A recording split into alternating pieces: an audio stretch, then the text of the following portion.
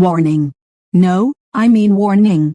This podcast is hosted by a podcaster that does not, I repeat, does not know what to say out his mouthfeel area, and does not express the views of Shizzy Lit Podcast at all or in any way whatsoever at all, not at all or whatsoever. Nautica, Nathan, Nathaniel, nothing, you hear me, I don't even see how he got a show. Anyway, remember what I told everybody, it's totally inappropriate for anybody of any age, color, ethnic, gender, religion, state, country, town or human being on this planet, even aliens. I warned all of yous. I'm out.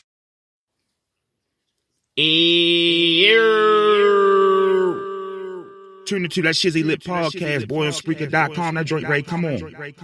Baby, one more in. Let's see who at number 10.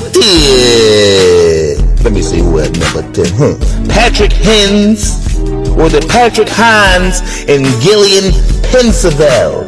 They got some names on them, Jack. Patrick Hines and Gillian, Pennsylvania. Yeah, shout out to Patrick and Gillian. You know, they hit the number 10 spot and shit. They the host of another well-known crime podcast called True Crime Obsessed. And our list of top 10 richest podcasts of 2022. This podcast is the last but not the least at all. They are one of the highest paid podcasts with a net worth of more than 1.8 million annually. It is not easy to become successful in the field of crime podcasts, as you need to use a unique style and create engaging story, especially when there are numerous crime podcasts available.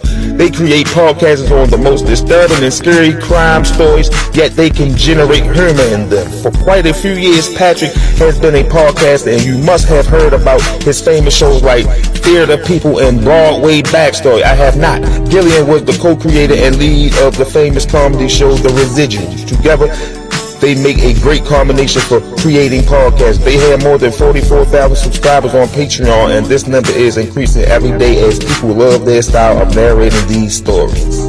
Many people have this question in mind. Is starting a podcast worth it? Well, becoming successful takes time, irrespective of the business type. The same goes for podcasting as well. Initially, you might not get an overwhelming response, but if you keep the quality of your content unique, informative, and entertaining, you will be able to earn a good amount of money through it within no time.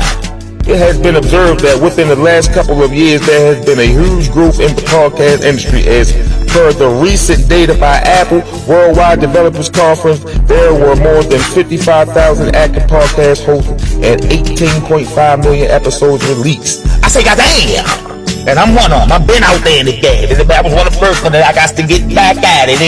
It's all about consistency and shit. So yeah, that's number 10 and shit right there. Shit, you feel me? My motherfucking people. What's their name again? Let me give them one more shout out before this shit over and shit. Because nigga, this shit is over.